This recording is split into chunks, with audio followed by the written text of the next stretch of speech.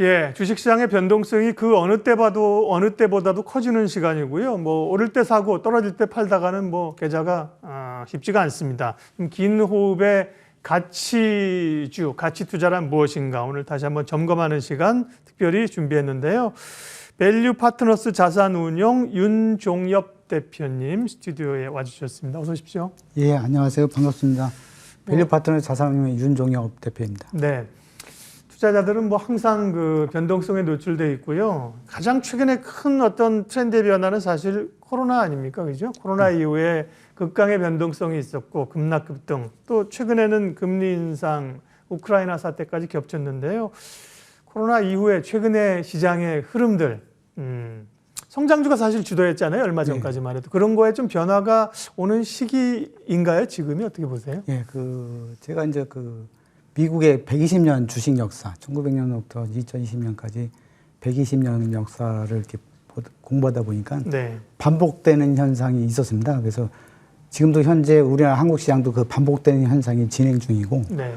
거기서 배우는 교훈이 아주 많습니다. 그래서 몇 가지 현상을 가지고 보는데 그 중에서 첫 번째 현상이 매년 연도 말만 되면은 급락시키는 이벤트가 있었습니다. 미국에서도 예를 들면 1900년도에 1907년도, 1917년도 칠자 들어가는 구자 들어가는 해에 급락 이벤트가 있었고 한국에서도 예를 들면은 1970년대 말에 이제 건선주 파동에서 급락시키는 이벤트가 있었고 80년대에는 블랙 먼데이 사태 그리고 90년대 말에는 IMF 사태, 2000년도 말에는 서프라임 사태. 그래서 2010년도 말에는 없나 그랬는데 2020년도 초에 코로나 사태가 있었습니다. 그래서 급락이 사태가 나오고 급락 사태가 나오면은 중앙은행들이 이제 돈을 왕창 풀어서 이것을 대응하는 정책이 나오게 되면 이제 급반등하게 되고 V자 반등이 있었습니다. 그래서 미국 주식 역사에서도 보면 1900년도부터 2000년도까지 10번 중에서 이 급락 사태가 있었던 것이 8번 있었는데 이 V자 반등이 있었고 그 이후 장세는 항상 똑같은 현상이 반복되고 있습니다. 그래서 현재도 보면은 2020년도에 코로나 사태 있었고 돈을 왕창 풀었고 과거에 돈을 푼다는 얘기는 금리를 인하한다는 얘기고요. 금리를 인하한 결과 이제 주식이 급반등하는데 이때 이제 주도하는 종목들이 이제 성장주죠. 성장주가 주도하면서 하게 되고 성장주 이제 버블 상태가 나오고 성장주 중에서는 이제 버블 상태가 나오니까 이제 너무 과하다 해서 이제 중앙은행들이 돈을 이제 긴축하기 시작합니다. 돈을 이제 긴축한다는 얘기는 금리를 인상하기 시작하고 그래서 금리 인상 신호가 나오게 되면은 성장주가 좀 분위기가 꺾이고 일부 주식은 급락하고 그래서 이때 이제 급락이 과도하게 발생되는 주식을 월가에서 이제 90클럽이라고 표현하는데 90클럽이라는 것은 90% 고점에서 90% 빠져서 10분의 1 토막 나는 종목들을 90클럽이라고 하는데 90클럽에 동참하는 주식들이 다수가 나올 정도로 성장주가 급락하고 성장주가 급락하면서 이제 지수는 지지부진하죠. 지수는 이제 슬슬 줄줄 흘러내리는 횡보 장세를 보이고 성장주는 급락했다가 횡보하는 그런 장세가 나오고 그러면서 이제 미국 주식 역사에서 배우는 것 중에 가장 큰 교훈 중에 전제 조건 같은 교훈은 가장 싼 것이 호재고 가장 큰 호재고 싼 것이 비싼 것이 악재인데 이때도 그게 이제 작동되기 시작합니다. 그래서 성장주에 몰리다 보니까 가치주들이 극단적으로 저평가되어 있고 그러다 보니까 가치주들이 서서히 오르기 시작하고 긴 시간에서 서서히 오르기 시작하고 이제 성장주에 돈이 빠져서 가치주로 옮기는 그래서 가치주 장세가 V자 반등 이후는 서서히 진행돼서 2자, 3자 이때는 크게 오랫동안 가치주가 돈을 많이 버는 그런 장세가 지속되고 있고 한국도 역시 동일한 현상이 현재 나타나고 있다. 그래서 작년부터 2021년도에도 가치주 펀드들이 보통 한 30내지 40%, 많은 건 60% 아웃퍼폼하고 있고 금년도 들어서도 가치주 펀드들이 크게 아웃퍼폼하고 있는 것은 이런 가치주로의 이동이 이미 상당히 진행되고 있는 과정이다. 못 느끼고 있지만. 아니, 작년에 가치주 펀드들 수익률이 좋았다고요? 네, 좋았습니다. 네. 그 시장은 좀 그 힘들긴 했지만 네. 가치주 펀드들한테는 저희 같은 경우도 시장 대비 한 40% 아웃했고요. 하반기 이후 이제 주가 좀 조정받고 성장주 조정받으면서 예. 좀 패러다임이 변화가 있었군요. 네. 작년도 이제 고점 그 3월 이때부터 네. 성장주 고점부터 이제 성장주 꺾여부터 가치주가 상대적으로 좋은 상태 저기 성과를 나타내고 있습니다. 네. 근데 이제 존 템플턴이 한 유명한 말이 있습니다. 어느 때나 투자자들은 지금은 다르다. 이 말을 경계하라 그랬는데 예. 지금 말씀하신 이제 저금리 유동성 상황에서 성장주가 엄청 컸고 주가도 올랐는데 지금 이제 가치주로의 전환이 온다고 하는데 지금은 좀 다른 거 아니에요? 왜냐하면 미국도 빅테크 기업들이 옛날에 IT 버블 때는 실적도 없이 정말 막 올랐는데 지금은 빅테크 기업들이 실적이 있잖아요. 그래서 쉽게 꺾이지 않는 거 아닙니까? 이런 질문을 좀 드린다면. 예, 그게 이제 이제 템플턴경에서 배울 교훈이 많이 있고요. 네. 템플턴경에서 배울 수 있는 교훈 중에 하나는 이제 역사적 함정이라는 것이 있습니다. 네. 역사적 함정이라는 것은 과거 수익률이 좋았던 곳, 화려했던 곳으로 수익률이 좋으면 돈이 많이 몰리게 되고 거기에 투자하면 비참한 결과를 맞게 된다. 한국도 과거에 수익률 좋다고 홍보돼서 그쪽 돈이 많이 몰리고 결과는 좋은 펀드들이 거의 없다시피 했듯이 그래서 역사적 함정에 대한 논문은 아주 많고요. 제가 본 논문도 아주 많은데 거기서 보면은 과거에 수익률 좋은 곳을 쫓는 것이 아니라 과거에 수익률이 저조했던 곳을 쫓는 것인데 그걸 아주 잘하는 사람이 이제 템플턴이라는 사람이었고 템플턴은 근데 이제 나라별로 볼 때는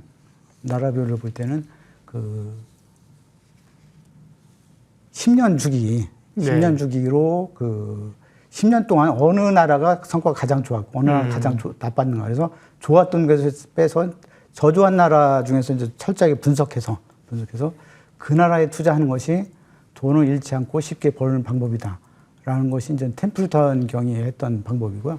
예를 들면 이제 1980년대에는 한국이나 일본 주식이 세계에서 제일 많이 올랐고 미국은 거의 약간 상승했지만 행복 상태였고 그 90년대에는 많이 올랐던 한국은 이제 박스권에 갇혔고요. 일본은 급락했고 미국은 80년대 지지부진했던 미국은 90년대에 많이 올랐죠. 제일 많이 올랐고 그러니까 10년 단위로 이렇게 합니다. 그리고 2000년대 들어서는 90년대 많이 올랐던 10년 동안 많이 올랐던 미국은 지지부진하고 한국, 중국, 브릭스를 비롯한 이머징 마켓 주식이 많이 올랐었고 2010년도에는 반대로 이제 미국이 많이 올랐고 한국이나 이런 데가 이제 지지부진했는데 그래서 저는 제가 템플턴 경이라면 어디에 투자할 거냐 이렇게 항상 생각을 합니다. 그래서 현재 내가 템플턴 경이 살아계시다면 어디에 투자할 거냐. 그러니까 12년도만 해도 지금부터 10년 전인 12년도만 해도 미국에 주식 투자하는 것은 바보 같은 짓이다. 거기서 빠져나와야 된다. 이런 적이었는데 그리고 이제 한국이나 중국이 유망하다라고 했는데 지금 이제 반대잖아요. 오로지 이제 그렇죠. 예. 미국에 주식 투자해야 된다라고 하고 있는데 근데 이제 이거는 예외 없이 항상 반복된 현상이 10년 주기설로 보면은 현재는 가장 세계에서 저평가된 주식들이 가장 많이 널려 있는 한국 주식이 가장 유망하다. 템플턴 경이라고 하면은 지금 한국 주식에 예전에 이제 80년대 일본 주식을 줍줍해서 이제 수익을 많이 냈듯이 네. 현재는 한국 주식에 줍줍하는 것이 가장 현명한 판단이 아닌가라는 생각을. 네. 템플턴이 일본 투자에서 수익 크게 거둔 거는 유명한 얘기죠. 우리나라에도 투자를 했고 우리나라에 템플턴이 군인 와서 근무를 했던 거 어쨌든 우리 투자를 했었는데 그러니까 지금 많은 분들이 이제 국내 시장에 지쳤다. 이제 진짜 좀 미안한 표현이지만 답이 없다 이거. 예. 그래서 이제 서학개미들이 미국으로 가고 있지 않습니까? 근데 윤 대표님은 지금 미국 갈 때가 아니고 이제 그동안 저평가됐던 지역 대표적인 곳이 한국이다. 예. 그렇습니까? 네. 한국과 또 그러면 아시아 국가들입니까? 한국, 대만, 중국 이런 쪽인가요? 한국이 그 중에서도 이제 가장 저평가돼 있고요. 예. 여러 가지 거버넌스 문제도 있고, 지주사 문제도 있고, 여러 가지 문제로 인해서 이제 저랑 같이 하는 김봉기 대표가 그 좋은 보고서들을 많이 냈어요. 네. 그러다 보니까는 해외 자산운용사들이 저희와 미팅하러 자주 옵니다. 이런 데 자주 오는데 그 사람들이 표현하는 것은 세계에서 이제 그 5만 개가 넘는 주식이 있는데 그 퀀트로 1등부터 5만 등까지 그 저평가 여부를 이렇게 따지면은 1등에서 100등 중에서 반 이상이 한국 주식이다. 예. 라고 할 정도로 한국이 상당히 매력적인 말도 안 되고 극단적으로 저평가되어 있는 거기 때문에 네. 미국 역사에서 가장 그 배우는 전제 조건 같은 것이 저평가는 호재고 고평가는 악재이듯이 한국 주식이 현재는 큰 호재인 시장입니다. 근데 대표님, 저평가되어 있는 거는 인정하겠는데 저평가라는 거는 이제 시장이 알아줄 때까지를 기다려야 되는 거잖아요. 네. 네. 그 시간이 이제 보통 언제냐. 그 다음에 어쨌든 한국의 가치주가 싸다고 하더라도 개인들이 사서 올리긴 어려운 거고 메이저 특별히 외국인들이 좀 눈을 거기에 돌려줘야지 될 거지 않습니까? 예. 그런 그 시간들을 그러면 오래 기다리지 않아도 되는 겁니까? 네. 그게 이제 그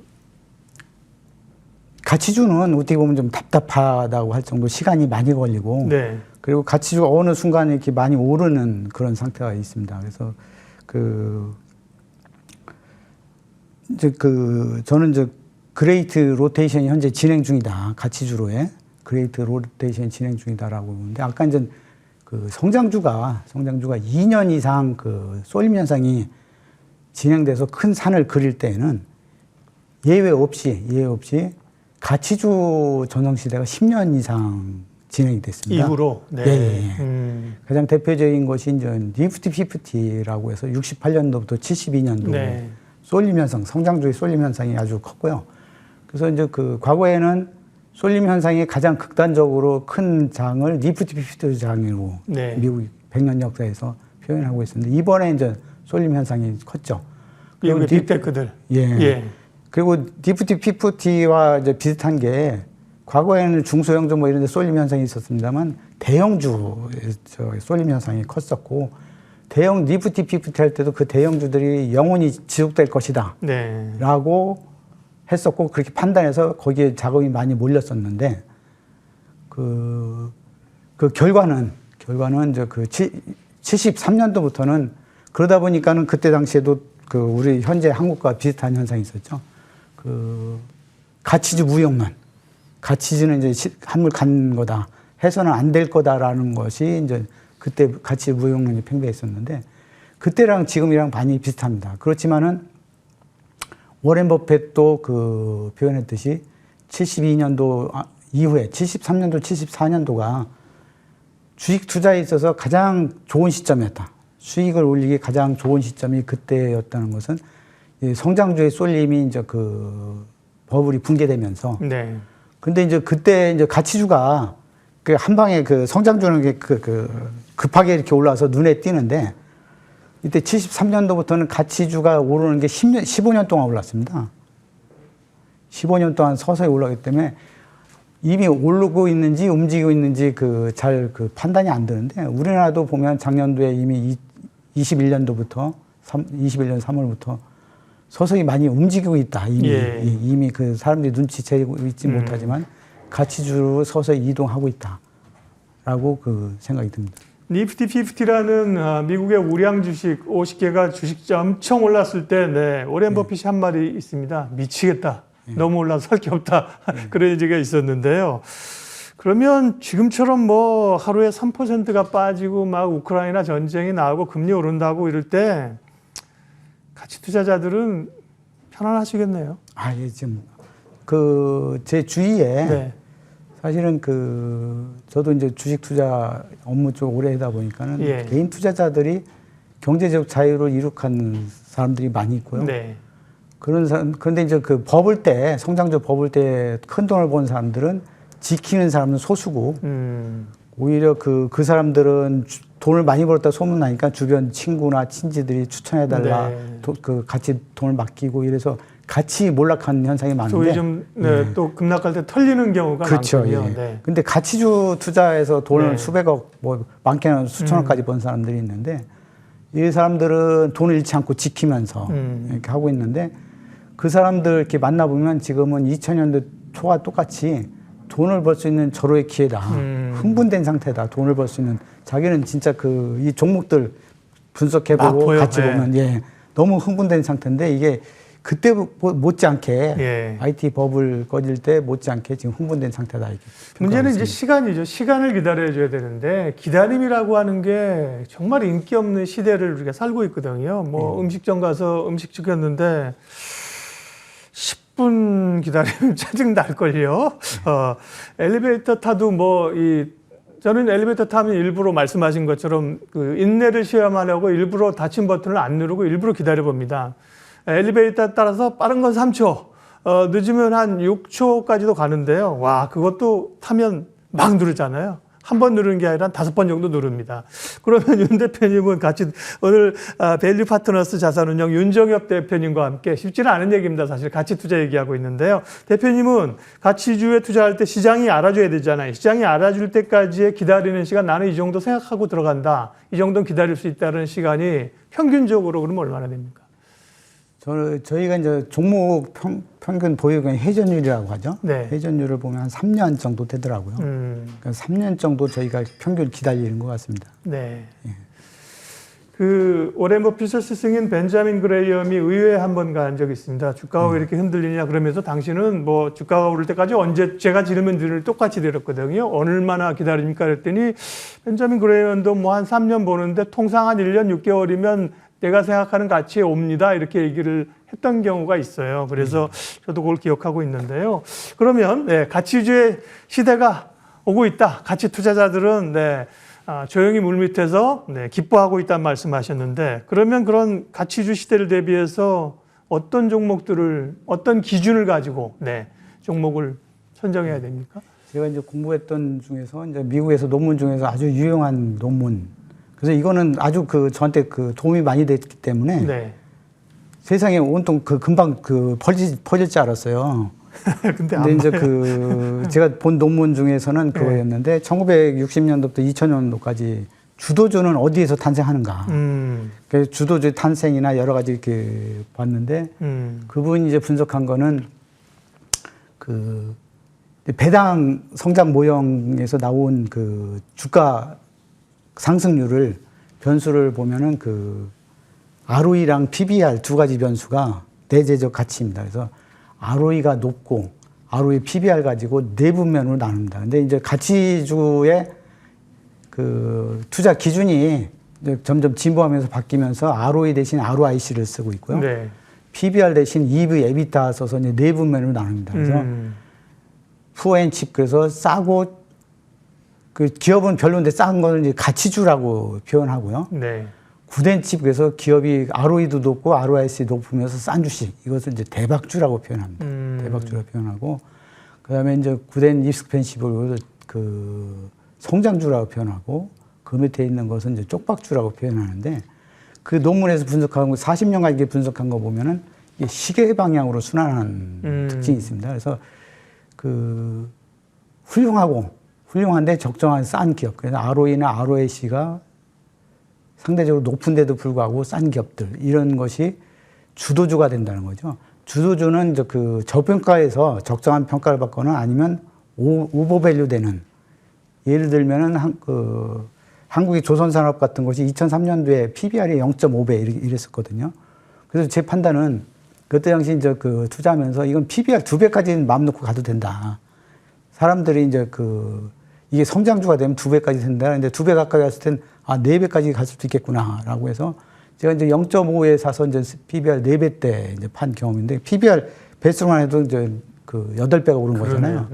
거기에 이제 기업이 좋아진 것까지 하면 그게 이제 심루타 종목들이 나오는 거죠. 그래서 이제 이런 40년 동안 분석한 거 가지고 저는 이게 맞겠구나. 그래서 한국에도 이제 적응을 해봤죠. 그래서 99년도에 이제 굿앤칩 대박주 영역에 있던 것이 IT 주식이었습니다. 대표적인 것이 이제 SK텔레콤, 삼성전자 뭐 이런 주식들이 IMF 이후에 우리나라 주식 극단적으로 저평가됐을 때 그 주식들이 홀대 받고 있었죠. 너도 나도 다 팔고 있을 때니까. 그래서 그게 99년도 초에 한 100만 원 내외에서 SK텔레콤 사가지고 2000년도 초에 1년 만에 한 5배, 500만 원까지 오른 경험이 있고요. 그리고 2000년도 초에는 그때 이제 시장이 지금하고 비슷하게 성장주가 꺾이면서 IT 버블이 꺼지면서 암울할 때였는데 그때 이제 그 음식료 업종, 롯데칠성, 롯데제과, 뭐 농심 이런 주식들이 구덴칩 대박주 영역에 있었는데 지수가 1000에서 500까지 빠질 동안에 이런 주식은 한 2년 내에 10배에서 20배 정도 오른 그런 대표적인 종목이었고요. 2003년도에는 이쪽 영역에 있던 것이 아까 얘기한 조선, 해운, 건설 네. 뭐 이런 주식들이 그런 주식도 대개 이제 10배에서 20배, 많게는 50배까지 아주 많은 건 100배까지 올라온 주식이 나왔고요. 그리고 이제 2003년도에는 구덴칩 그 대박주 영역에 있는 주식들이 아주 많았습니다. 중소형주들. 그래서 이제 제가 이제 그걸 그 착안해서 중소형주 개발하면 그 펀드를 만들면 대박 나겠다라고 해서 만든 펀드 중에 하나가 이제 그 유리 스몰비티. 그래서 네, 2년 만에 그 한 400% 스몰캡. 수익 나서 5배 됐던 네. 그런 그 경험이 있고요. 그리고 이제 그 2008년도 서프라임 터질 때 이때 구덴칩 영역에 있는 것이 이제 차화정이었습니다. 그 차화정 랠리를 그렇죠. 벌였었고 예. 그래서 제가 2009년도 10년도인가 10년도에 제가 펀드를 그 후배한테 넘겨주면서 한 차화정이 한 80% 들고 있었어요. 그래서 월등히 수익이 좋았고 제가 서프라임 때 그 지수가 반토막 날 때 주식을 들고 있으면서 오히려 수익이 날 수 있었던 것이 요 공식이 적용됐던 거고요. 2012년도에는 제약 바이오 이게 많이 홀대받고 있었거든요. 그때는 제약 바이오 애널리스트가 몇 명 없을 정도로 이렇게 관심이 없었을 때 그때 약가이나 뭐 이런 것 때문에 제약주는 하면 안 된다라는 것이 2012년도에 있을 때 그때 제가 노래를 불렀습니다. 제약 그 바이오주 지금 펀드 만들면 대박 날 것 같다라는 것이었었고 최근에는 작년 같은 경우 이쪽 구덴칩 영역에 있던 것이 이제 금융주들 네. 뭐 은행, 보험, 건설, 증권 뭐 이런 것도 있었고 이런 것이 이제 그 지금도 견조한 그 상승 흐름을 보이고 있고요. 지금 현재 그러면 이쪽 영역에 어떤 주식들이 많냐라면 그게 궁금한 거죠. 네. 2003년도와 비슷하게 아주 많습니다. 이게 그 구덴칩 영역에 있는 종목들이 이제 많을 때도 있고 적을 때도 있고 예. 적을 때는 사실은 투자하기가 힘든 가치주 하는 사람들이 투자하기 힘들고 현금을 많이 보유하는 상태인데 지금은 아주 많아서 가치주 투자자들이 그 현금을 거의 없는 다 소진되고 있는데 지금 아주 많고 특히 이제 눈에 띄는 거는 이제 건설 관련된 건자재 기업들. 근데 이제 그 건설 기업들이 매우 싼데 이제 을에서 갑의 위치에 바뀌었고 가격 결정력이 있고 예. 그러면서 그 수익률도 좋아지고 있고 당분간 올해 좋아질 것으로 예상이 됨에도 불구하고 아주 저평가되어 있죠. 예. 그리고 이제 또 특히 아주 많이 몰려 있는 것이 지주사들. 그래서 이제 지주사에 대해서는 좀 할 얘기가 사실은 많은데, 과거에는 그 우리나라도 지주사 테마가 붐이 있었던 적이 있었습니다. 그래서 운용사마다 지주사 펀드 만들면 1000억씩 쉽게 모집이 됐었고, 하이자산 운용 같은 경우 거의 3조 원 가까이 지주사 펀드가 그 자금이 몰렸었고, 이런 펀드들이 돈이 다 지금 해지되면서 다 팔았잖아요. 팔다 보니까는 한때는 지주사는 프리미엄을 줘야 된다라고 했다가 지금은 지주사는 극단적으로 주가가 빠지면은 예를 들면 2000년도 초에는 음식업종은 싸야 된다는 이유가 10가지도 넘었어요. 이거는 사서는 안 된다. 제가 그때 이제 팀장들하고 그 CIO 역할을 하면서 팀장들하고 많이 갈등을 겪었던 게 팀장들 이거 사면 안 된다라는 거예요. 음식업종은 이거 주식도 아니다. 10가지 이유를 갖다 붙여야 됩니다. 지금도 지주사도 마찬가지죠. 투자하면 안 된다. 그렇죠. 예. 근데 저는 그 지금 지주사 펀드 만들면은 2000년 중반에 지주사 테마 할 때보다 수익이 훨씬 더 좋을 거다. 과거 유리 스몰티 펀드 만들 때 이상으로 수익이 좋을 거다라고 기대하고 있습니다. 네. 조금 전에 보여주신 표가 그러니까 좋은 주식인데 그냥 높은 가격에 사는 거는 사실 많이 하는데요. 그냥 그런 거죠. 그죠? 좋은 주식을 비싸게 사면 이제 나중에 재앙이 되는 거고요. 좋은 주식을 싼 가격에 사야 된다. 그게 이제 아까 좋은 주식 and cheap 싸다는 거 있잖아요. 대박주라고 표시를 이제 좌측 상단에 하신 거거든요. 네. 좋은 주식이냐, 싼 주식이냐의 기준은 뭐 또 각각 가지시면 되고, 네. 그러면 그걸 이제 쭉 지금 한국 증시 주도주의 역사를 쫙 얘기를 하셨어요. 그래서 제일 중요한 건 그럼 가치 투자자로서 윤 대표님이 지금 싸다고 보는 영역은 뭐냐? 건자재 부분 그리고 지주사. 예. 네. 건자재와 이제 비슷한 게 저는 세 가지 이제 네. 건자재 중에서 철근, 네. 그다음 시멘트, 그리고 이제 건자재는 아니지만은 비슷한 상황에 처해 있는 업종이 이제 제지 중에서 골판지. 네. 이 세 가지가 극단적으로 좀 싸고요. 그리고 그 기업들이 매우 좋아지고 있습니다. 그 과거 사이클을 벗어났어요. 그리고 이제 그 굿앤칩 중에서 훌륭한 기업을 판단하는 기준은 사실은 이제 과거의 기준 가지고 그 좋은 기준을 선정할 수 있는데 미래에도 역시 그 좋은 기업이 되잖아요. 굿 컴퍼니여야 되는데 굿 컴퍼니의 기준은 경제적 해자가 튼튼한 기업. 네. 그런데 이제 그 급락이라는 이벤트로 인해서 그 기업들의 변화가 많습니다. 그래서 그런 이번 코로나 사태라든가 과거 서브프라임 사태라든가 이런 급락이 하게 되면은 구조조정이 일어나서 경제적 해자가 더 튼튼해지는 기업들이 있어요. 그런 기업들에서 뭐 신루타 이런 그 큰 시세가 나는 종목들이 나오는데 이번에도 이제 그 코로나 사태로 인해서 경제적 해자가 튼튼해지는 기업들. 그래서 이제 그 리서치의 가장 큰 기능은 사실은 경제적 해자가 더 튼튼해지고 길고 오래됐는지를 판단하는 것이 가장 큰 그 리서치의 운용사의 역량이라고 보고 있고요. 아까 얘기한 저 철근, 시멘트, 골판지 같은 것은 이번 그 코로나 그 사태로 인해서 오히려 경제적 해자가 더 튼튼해진 그런 기업, 대표적인 기업이다 이렇게 보고 있습니다. 아, 그렇군요. 예. 추가적으로 질문을 드리려고 했는데 답변을 주셨습니다. 이제 해자라고 하는 게 과거의 중세 성을 보면 이렇게 성 옆에다가 못을 파지 않습니까? 그 다음에 다리를 철커덕 내려야 지나올 수 있는 건데요. 그것을 해자라고 하는 거죠. 네, 거기에 이제 악어들이 득실거리고 이제 이럴수록 좋다는 겁니다. 못 오게. 경제적 해자를 가지고 있는 기업들이 보통은 그런 기업들 우리가 독점 기업 이런 걸로 생각하잖아요. 독과점 또는 독과점 독점인데 지금 말씀하신 건자재 쪽은 철근, 시멘트, 골판지 이게 경제적 해자가 오히려 강화되고 있다. 그 논리가 어떤 것들입니까? 네. 이제 그 예. 어려움을 겪고 나서 예. 이제 경쟁 체제 그 경쟁 체제에서 이제 일부 업체들이 퇴출되고 해서 이제 과점화됐죠. 네. 과점화되면서 가격 결정력이 더 강화된.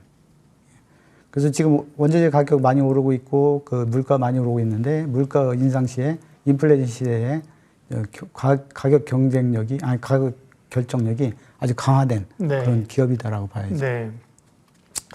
시장이 이렇게 변동성이 있을 때 이런 얘기들을 또 듣는 게 좋습니다. 사실은 주가가 뭐 하루에 어제 70포인트 빠지지 않았나요? 70포인트 빠지고 1월에는 뭐 자고 나면 50포인트 빠졌는데요. 그런 때 뭐 그냥 자꾸 움직여봐야 수렁으로 빠집니다. 그럴 때 저는 개인적으로 삼국지 읽고 영화 보고 소설책 보라 그러는데요. 가치 투자 얘기 지금쯤 어려울 때 오히려 하는 게 좋습니다. 그래서 가치 투자의 역사, 지금 한국 주식이 굉장히 저평가 기업이 많다. 어디에 투자할까지는 오늘 핵심적인 얘기는 다 해주셨고요.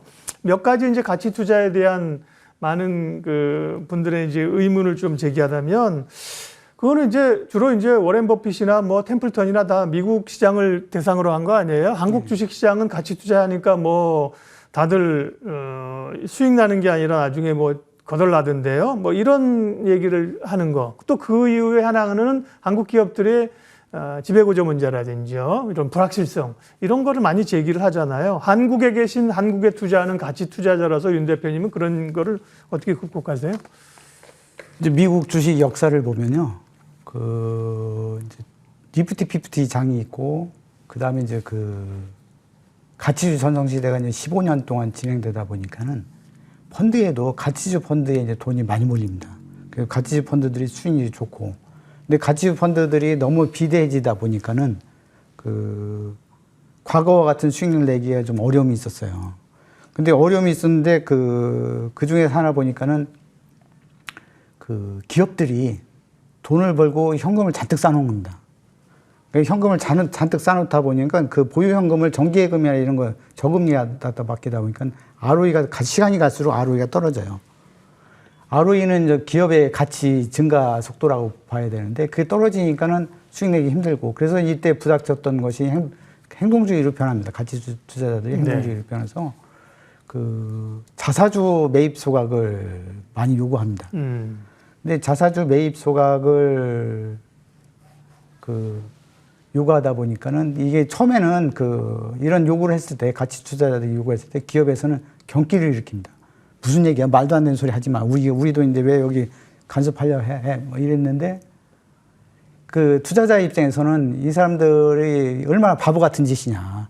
현금을 잔뜩 쌓아놓고 아무것도 안 하는 것은 가장 무능하고 바보 같은 짓이다. 이것을 그 계모해야 된다라는 그런 의도로 수없이 많이 부닥쳤고 그 결과 이제 80년대 말부터 이제 자사주 매입 소각하고 이게 자연스러운 관례가 됐잖아요. 한국에도 이제 그 거버넌스 문제가 지금 매우 심각하고 문제가 많습니다. 그것 때문에 전평가의 가장 큰 원인 중에 하나이고요. 근데 이번에 이제 그 LG 에너지 솔루션, 카카오 이런 문제가 이제 불거지면서 많은 사람들이 분노하게 됐고요. 그 사실을 알게 됐고. 그래서 저는 개인적으로 그 이게 오히려 우리 기업 환경을, 거버넌스 환경을 바꾸는데 이 두 종목, 이런 종목들이 오히려 효자 노릇한 것이 아닌가라고 하고 있고, 그래서 지금 이미 그 많은 사람들이 알고 있고 변하고 있고 행동하고 있습니다. 그래서 그 과거에 미국의 가치 투자자들이 행동해서 했듯이, 그리고 이제 그 한국의 그 주식 저평가된 이유 중에 하나는 훌륭한 기업, 영업 활동에서 그 아주 훌륭하게 돈을 많이 벌었는데 이런 현금들을 잔뜩 그 현금을 쌓아놓고 있는 거죠. 그러다 보니까 ROE 떨어지고 저평가되고 있는데 미국과 같은 길을 가게 될 것이라고 봅니다. 지금 현재 그 현금을 뭐 조 단위로 그 시가총액보다 많은 현금을 쌓아놓고 있는 기업은 얼마나 한 10년, 20년 후에는 이분들 경영진들이 얼마나 무능하고 바보 같은 짓이었는가 깨닫게 되고, 한국도 미국과 같이 이제 자사주를 매입 소각하는 것이 관례가 될 것이고, 그럼 저 한국이 그러면은 그런 여러 가지 이유 때문에 저평가되어 있는데 그런 것이 일부만 해소돼도 상당히 주가가 많이 오를 것이고, 이미 많이 변화되는 기업들이 나타나고 있습니다. 그런 기업들이 하나둘 나타나고 있고, 그래서 그 한국의 그 주식은 이런 변화와 같이 미국의 니프티 피프티의 15년 가치주 전성 시대보다 네. 오히려 더 화려한 가치주 종목 장사가 되지 않을까 기대를 하고 있습니다. 네. 흔들리는 동학개미들, 가치주가 답이다. 이렇게 사실 자신 있게 이야기하기는 어렵습니다. 사실 한국이 가치주에 이렇게 확신을 가지고 계신 분 아니면. 그러나 가치주가 답이다. 이렇게 확언적으로 얘기할 수는 없지만 가치주의 길도 분명히 있다. 예, 그쪽에서 오늘 이 한국 증시 주도주의 역사하고요. 말씀하신 good and cheap. 네, 좋은 주식, 싸게 살 수 있는 가치주가 한국 주식시장에 표현이 좀 그렇습니다만 널려 있다. 예, 그런 기업들을 발굴하라. 오늘 밸류 파트너스 자산운용 윤종엽 대표님과 가치주 얘기 나눴습니다. 시간 내주셔서 고맙습니다. 예, 제가 결론만 간단히. 네네. 예, 짧게 하셔도 됩니다. 네. 그래서 이제 제가 120년 미국 역사에서 배운 이제 교훈의 결론은 앞으로 이제 그 가치주 전성 시대가 10년 이상 진행될 거고, 그래서 한국 주식이 가장 안정적으로 고수익을 실현할 수 있는 시장이 한국의 가치주 시장이고, 이것을 실현하려면은 굿앤칩 조건을 갖춘 종목을 잘 선정해서 그 투자를 해야 되고, 또한 사람을 잘 만나야 됩니다. 어떤 미국에서는 요 니프티 피프티 이후에 가치주 장사에서 어떠한 그 운용사나 펀드 매니저들이 좋은 수익, 고수익을 안정적으로 달성했는지 분석한 논문들도 많습니다. 그래서 네. 그 논문을 간단히 보면은 거기서 보면 20년 이상 가치 투자를 운영한 경험이 있고, 그리고 가치 투자에 대한 철학이 흔들리지 않는, 굳이 지킬 수 있는, 그리고 대주주와 매니저가 일치하는 그런 같은 운용사, 그리고 수익률이나 수탁골을 과시하지 않는 겸손한 운용사, 이렇게 결론 날 수 있는데요. 이런 운용사와 같이 동행하는 것이 워렌 버핏의 저희 홈페이지도 있습니다. 워렌 버핏도 이런 여기 논문의 결론은 부동산에서 첫째도 입지, 두 번째도 세 번째도 입지라고 표현했듯이, 사실은 가치 투자라서 성공하기 위해서는 첫 번째도 사람, 두 번째 사람, 어떤 사람하고 동행하고 어떤 사람 만날 것이냐, 이게 상당히 중요하다고 봅니다. 그래서 좋은 사람 만나고 좋은 굿앤칩 맞는 투자 기준을 하게 되면은 큰 행운이 따를 것이다라고 기대하고 있습니다. 네. 제가 좀 마무리가 됐다고 해서 끝내려고 그랬는데 정리를 잘 해주셔서 고맙습니다. 밸류 파트너스 자산운용 윤종엽 대표님 함께 했습니다. 고맙습니다. 예, 감사합니다.